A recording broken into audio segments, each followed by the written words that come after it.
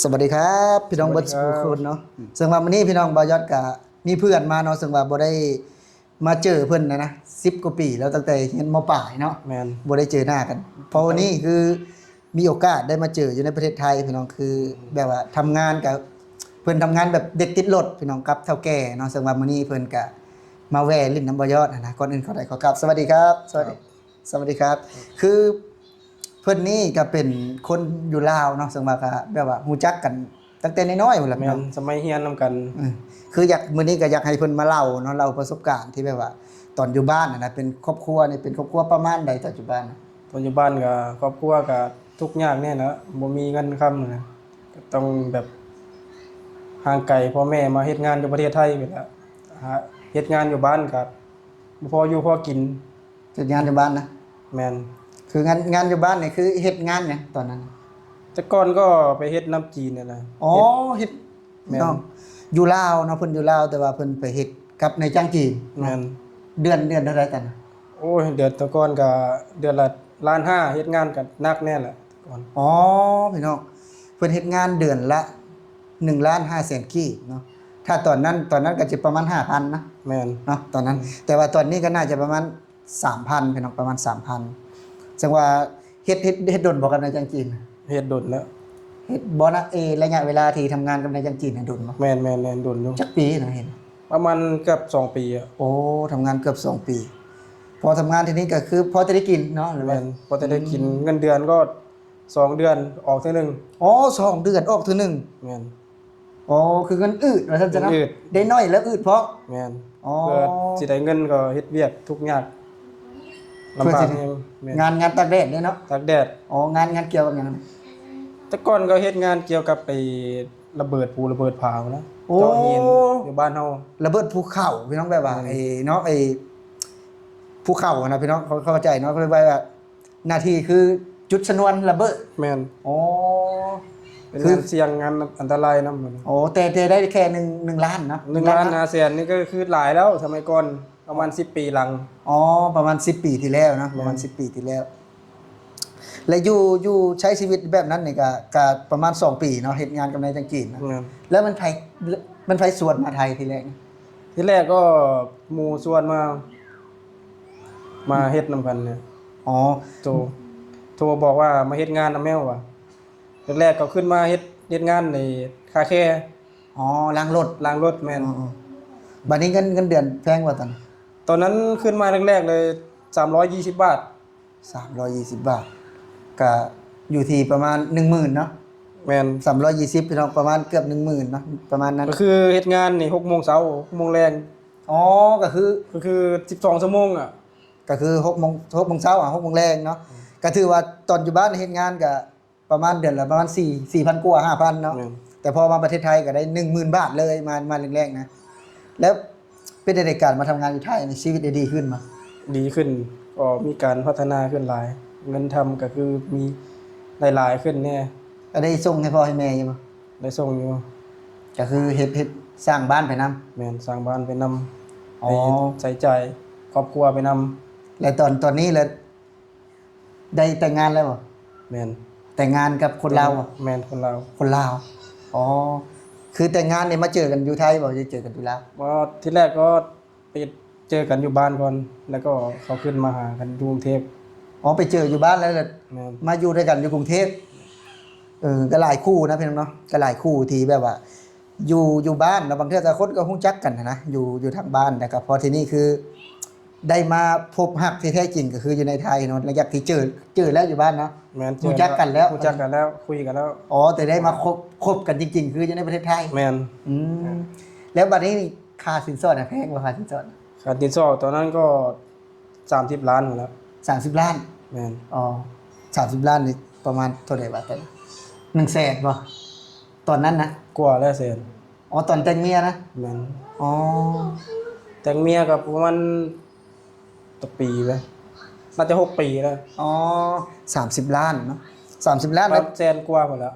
ประมาณ120,000ประมาณนั้น แต่กระจายไปครึ่งหนึง จ่ายครึ่งหนึงอ๋อผ่อนจ่าย ผ่อน เนาะ จ่าย บ่แม่นจ่ายเทื่อเดียวเด้ผ่อนจ่ายเพิ่นนั้นน่ะเป็นการผ่อนจ่ายเนาะซึ่งว่าแต่งเมียนี่หาเงินอยู่ไสอีกแต่งเมียนี่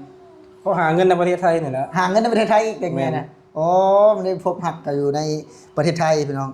แล้วสิ่งสำคัญก่อนสิได้เมียก็หาเงินในประเทศไทยเด้ตอนนี้ไออยู่ได้จักปีละ6 ปีแล้วตอนนี้ ประมาณ6 ปี 7 ปีแล้ว อ๋ออยู่กับเมียนะบัดนี้ส่งแล้วระบบกระดองนะ แล้วมาแล้ว ไอ้ยีราวนี่เพิ่นอยู่แถวบ้านค่ะคืออันนั้นบ่ไอหาเงินนํกันบ่หรือว่า ตอนอยู่บ้านบ่ได้หาเงินนํกันตอนอยู่บ้าน บ่นะไอ้นี่นะคือแบบว่าหาเงินส่งค่าดอกนี่หานํกันบ่กับเมียน่ะ บ่แล้ว หาผู้เดียว หาผู้เดียวแล้ว อ๋อ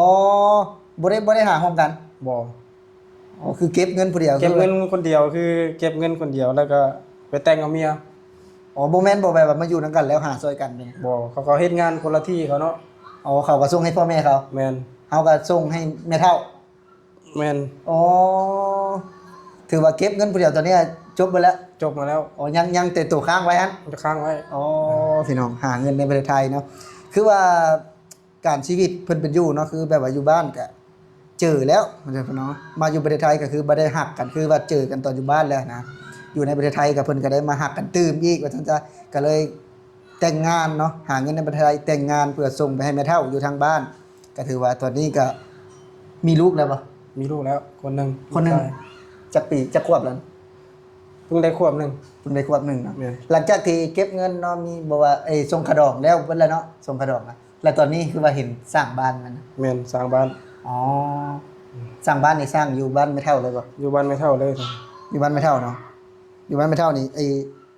ได้ซื้อดินซื้อดอนหมดเลยว่าไม่เท่าแบ่งให้ บ่ดินไม่เท่าแบ่งให้ อ๋อดินไม่เท่าแบ่งให้ แล้วไอ้สร้างงบประมาณนี่เบิดหลายแล้วบ่ น่าจะประมาณแสนกว่าแหละตอนนี้ อ๋อแสนกว่านี่ได้หลายหมู่บ้านเฮานี่แสนกว่านี่สร้าง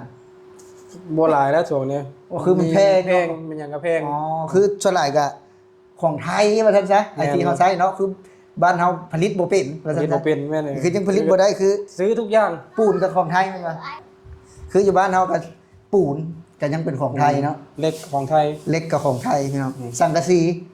ของไทยอีกเนาะ แม่นกระเบื้องสมมุตินี่ ของเฟืองกับการสร้างของไทยอีกเด้ แม่น อ่ามันพี่น้องมันเลยเฮ็ดให้แพงเนาะอย่าง แพง เวลาเฮาสร้างบ้านนะก่อนสิได้หลังหนึงก็สมควรนะพี่น้องถือว่าสมมุติว่าห้องประมาณนี้นี่คือประมาณบ่ยอดอยู่นี่เนาะก็ถือว่าก็น่าจะ200,000น่ะประมาณนี้สมมุติว่าเฮาสร้างประมาณสัก9เสานี่เนาะประมาณ200,000กว่าสิได้อยู่ แม่น ถือว่าแพงนะพี่น้องนะอยู่บ้าน เพราะว่าคือว่าล่ะใส่ของไทยเล็กแต่ปู่ก็ยังบ่ฮู้ว่าของเวียดของไทยเนาะอันนะ หาลูกนั่งดีๆไหมคือเฮาได้เห็นนะพี่น้องหลายๆอย่างเนาะที่อยู่ในประเทศไทยครับคือเฮาก็ได้เอากลับไปใช้ในชีวิตประจำวันอยู่ทางฝั่งลาวนะลุกให้ไอ้ออกกันลุกไอ้ออกกันพอทำงานอยู่ทุกไปนอนอยู่เร็วๆคือสุดท้ายเนี่ยนะไอ้อยากขอบคุณในประเทศไทยที่แบบว่าให้โอกาสได้มีงานทำแบบนี้นะ อยากขอบคุณประเทศไทยที่มีให้โอกาสให้แรงงานลาวเนี่ยมาเฮ็ดงานในประเทศไทยให้มีชีวิตดีขึ้น ถ้าหากว่าบ่มีประเทศไทยนี่คือเฮาก็บ่ฮู้สิไปไสเนาะ แม่น สมมุติว่าสิไปญี่ปุ่นเกาหลีก็บ่มีเงินไป บ่มีเงินไป ไปเวียดนามก็บ่ฮู้ภาษาเขาเนาะ มีแต่คนเวียดนามมาบ้านเฮาเนาะ แม่น มันส่วนหลายไปว่าเฮาบ่ได้มีโอกาสที่จะได้ไปดอกประเทศนั้นๆน่ะนะส่วนหลายก็คือจะมาประเทศไทยแหละส่วนหลายคือตอนแต่ก่อนนี่คือเพิ่นจะบ่ได้ค่อยมาเนาะทางบ้านเจ้านะ แม่น บ่ได้ค่อยมาไทยบ่ได้ค่อยมาไกลๆแบบนี้นะคือมีแต่ไปปลูกยางเนาะ แม่น แต่ว่าตอนนี้คือหลายขึ้นเนาะ หลายขึ้น มันได้น้อยเนาะเฮาไปปลูกยางเนาะ หมดบาทแล้วทีนี้ อ๋อ ก็คือมาหลายขึ้นเนาะ มาพี่น้องมาหลายขึ้นจากการที่แบบว่า อยู่บ้านน่ะนะคืออยู่บ้านนอกอ่ะนะส่วนใหญ่ก็เฮ็ดบัตรเฮ็ดเบอร์ก็บ่มีเงินตะกี้เนาะ แม่น เฮ็ดบัตรเฮ็ดเบอร์ก็บ่มีเงินก็คือเลย ส่วนปัจจุบันนี่บางคนก็บ่มีก็ขายข้าวใส่เนาะ เพื่อได้มาทำงานประเทศไทยแล้วก็บางคนก็กู้ยืมพี่น้องเนาะ เพราะว่าอยากเอาชีวิตรอดเนาะจากความทุกข์ยากนั่นแหละว่าซั่นซะถือว่าถ้าหากว่าบ่มาก็คือจะบ่มีชีวิตที่ดีขึ้นน่ะเนาะถ้าเฮาบ่มา แม่น ก็คือเรื่องราวก็ประมาณนี้พี่น้องเพราะว่าเพิ่นก็อาจจะบ่เก่งเนาะอาจจะบ่เก่งเพราะว่าเพิ่นบ่เคยออกกล้องจักเทื่อบ่ย้อนกัน อันนั้นนะบ่ย้อนก็ถือว่าแบบว่ามานี่บ่ย้อนก็ตั้งกล้องเลยนะบ่ย้อนก็เว้าเลยเนาะก็สำหรับคลิปนี้ก็ประมาณนี้พี่น้องเนาะก็ถือว่าถ้าคลิปหน้าเดี๋ยวถ้าหากว่าเพิ่นเว้าเก่งบ่ย้อนจะเอามาออกช่องอีกเทื่อหนึงเนาะก็สำหรับคลิปนี้เนาะบ่ย้อนสิขอลาพี่และน้องไปก่อนสวัสดีครับโอ้ยลูกมาก